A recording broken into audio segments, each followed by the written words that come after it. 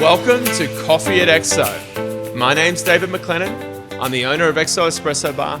This video series, we're going to be interviewing entrepreneurs here in Miami. We're going to be asking all the questions, the good, the bad, the ugly, and everything in between. So if you have any comments, feel free to leave it down below or swing by and come and have a coffee. We also do tea. Let's get stuck in.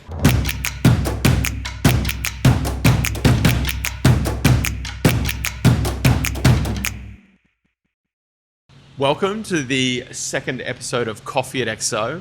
Today we have the owner of the drinks company, Paul van Hamond, fellow Aussie from Noosa. Mate, welcome.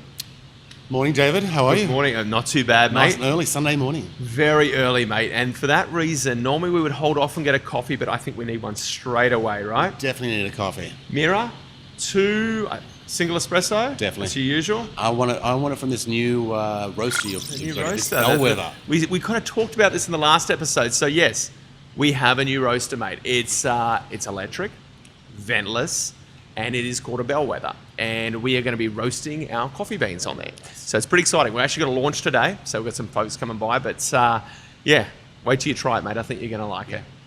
Anyway, mate, let's get stuck into some questions.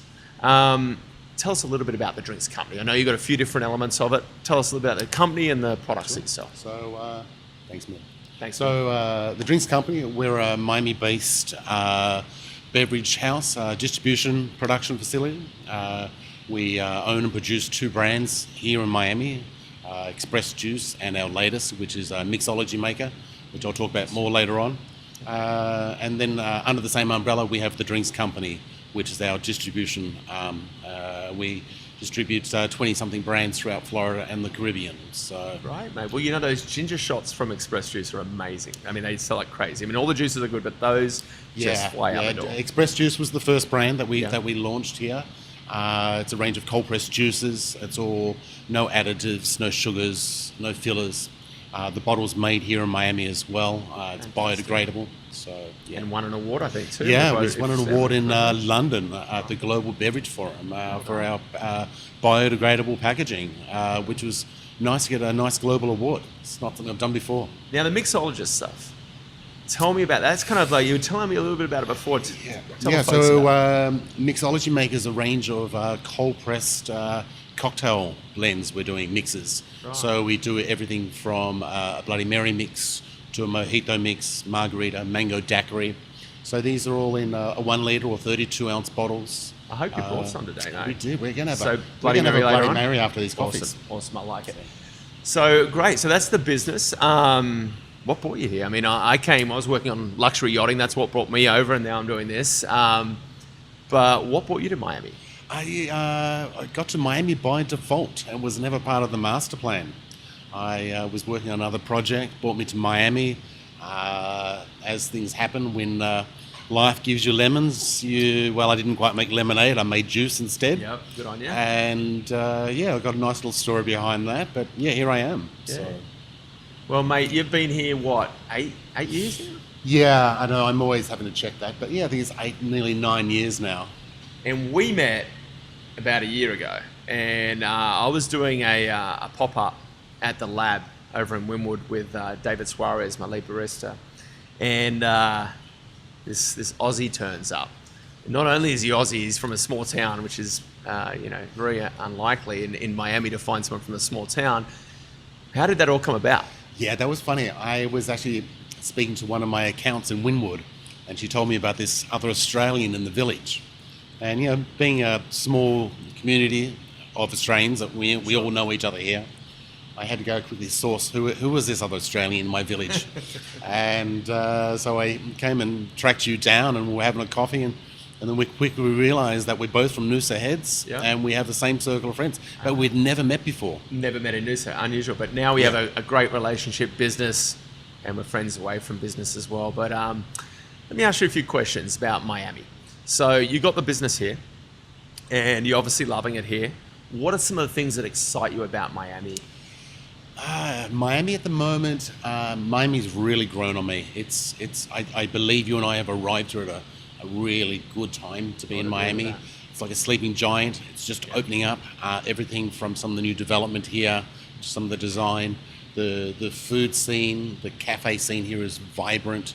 It's changing on a daily basis. It's a lot of excitement. Which makes me think, when I first came here, trying to go out for brunch in South Florida or Miami in 2004, it was like, where do you go, right? It's like everything was very generic, very sort of, boxes, pancake house, etc. Now it's like, we kind of got that bit of feel of being back home. We have great brunches in Australia, and here it's like, where am I going to go for brunch? You've got great Aussie cafes like Threefold, and you've got a whole bunch of really cool options around here. But have you noticed that as well? It's not just the option, but it's the areas as well. Sure. When I first came here, it was most of the focus was on South Beach, whereas now we have Wynwood, we have Midtown, there's some really cool areas here. I agree. What's your favourite area? My favourite area. Probably the Design District or Wynwood. It's we both live there, so it's where we both live. Yeah. It's sort of close to my facility as well, so it's a good central spot, right? Yeah, you super sort of central. Go this way, we're that off the way. beach, but we're not too far away. Great, mate. All right, so the food scene here. I mean, we're in a food hall, you know that, and you've seen them pop up all over the place. What do you see the future of Miami in the food scene?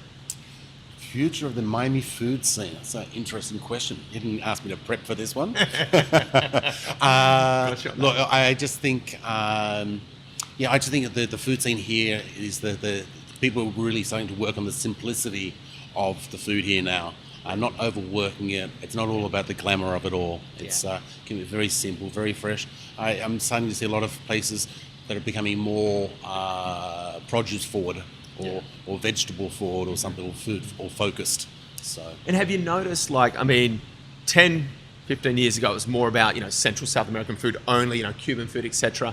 Now you're starting to see some people really over the last 5 years really specialize in Greek or whatever it might be, and start to sort of bring in some other cuisine. So it's just, you've got so many good options, and people are really trying to do things authentically, which is excellent. Me personally, I see the food scene here changing.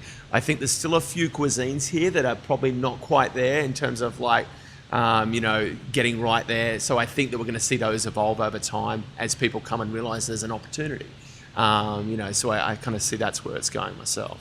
Yeah, I really miss the Asian food culture that we have from Australia. It's something that feels lacking here. Yeah. There is some good ones. There is some good ones, but you've got to really look. And obviously, my wife is of Indian heritage. I can see there's a huge opportunity for some better Indian restaurants. So I can see Asian, Indian, and a few other cuisines that can come here and really thrive in Miami. Let me ask you some questions. There's people who are watching, maybe thinking of doing a business, startups. Have you got some little tidbits, little advice based on what you've learned, especially related to Miami and starting a business here? Nothing in Miami happens overnight. Everything's a long process in Miami. That is true. Yeah. But let's not talk about that too much. But yeah, it's Look, I know I've learned from past experience. It's all about doing some good research. But also listen to what the market wants as well. I'm lucky in my business, and I'm able to pivot. We're small and agile enough that we can pivot. What I started out as really isn't where I am now, and I've been able to grow with that as well. So I agree. I mean, we started off as a food cart. Predominantly just doing events, and we realized that we needed to pivot and move around to find what suited us. And I think you've kind of had some experiences similar to that. I think trying to start an operation with low overheads is a great way to test the market for a lot of businesses, depending on what you're doing. And you see that happen a lot nowadays, don't you? People with mobile setups, whether it be a facial bar that comes to you or whatever it might be, and they're testing the market. They're saying, hey, what works? And I think it's a very smart approach. Yeah. And I think in the food scene, these food halls, which we've spoken about, seem to have really tapped onto that. Let someone sort of to try their sort of footwork in a small environment before taking on a big commitment. Absolutely. So, Paul, another question for you, mate. Where do you see the drinks company in 5 years? Where do I see the drinks company in 5 years? Where do I see myself in 5 years? That's a different story. Well, so the both. drinks company, as you know, I've launched a second brand, Mixology Maker. That's the brand that we believe will go national. We sort of have some big plans for that brand. Yeah. Express Juice, we'd like to keep a local focus on that. As you know, we're pretty well entrenched into the hotel scene here and the cruise industry here. Express Juice it's becoming a very Miami brand now, and that will always be the case. Mixology Maker is going to be like the other part of the story. Sure. It's going to be exciting. Yeah. And you probably, let's face it, you see yourself, but at the same time, you're open to different paths. It's very hard to lock yourself into something, isn't it? All right, mate. Well, that's great. Now we're going to do some quick shot questions, all right? Then a Bloody Mary. Bloody Mary first, though, right? Definitely, Right. let's do it. Awesome, mate. Let's do it.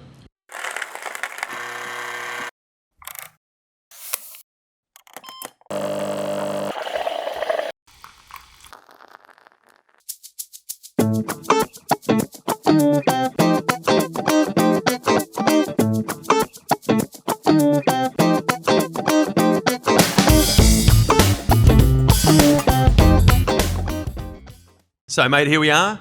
Quick shots. Are you ready for this? Done. Let's do this. I got to ask you something before we do this. All right. There's a pineapple on your forearm. What's this all about? Well, ironically enough, Bluestone Lane, the Aussie coffee company. the Aussie coffee company out of New York. Yeah. I was there a couple of weeks ago, and I was sitting there, and they had these really cool pineapple on the wall. And so I took a photograph and came back here and said to a friend who was a tattooist, I said, I need a tattoo. So what about then? That leads me to what about XO somewhere there, mate? Maybe we should do that. All right. Anyway, so tell us a little bit about this Bloody Mary. So this is the Bloody Mary mix. So it's all cold pressed product. It's fresh. So basically, the concept of this, right? I just want to clarify this: is that basically no more of this putting a little Worcestershire, putting all this in. It's like it's all really high quality. It's none of this, from the 80s where it's all like preservatives and whatnot. And you just put it in with the liquor of choice, and you're good to go, right? Definitely. So it's fresh. It hasn't been heat pasteurized. It's not loaded up with any artificial preservatives, colours. That's good, mate. There's quite a bit of vodka in there too. Just a little bit of Bloody Mary, a lot of vodka. That's good though, and well needed this morning. All right, mate. Are you ready for the questions? Let's do this. Let's do it. Okay. So, first question: meat pies or empanadas? Meat pies, always. Texting or talking? Texting. I'm on. Ginger or turmeric?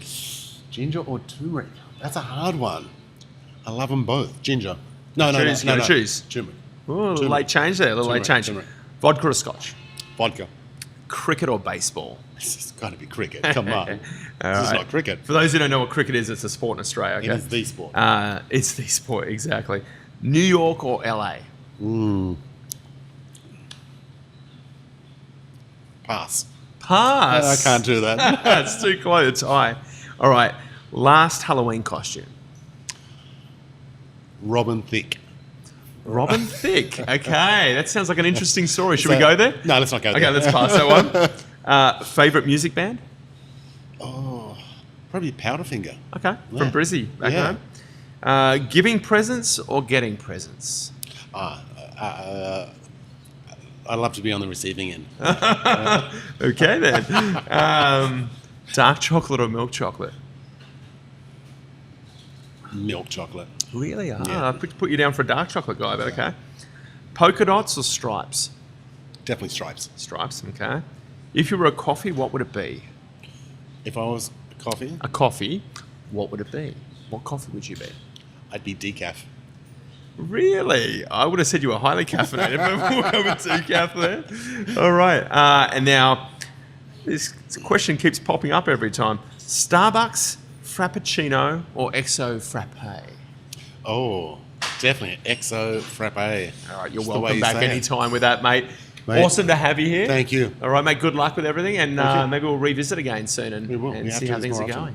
All right, mate. Cheerio. Good.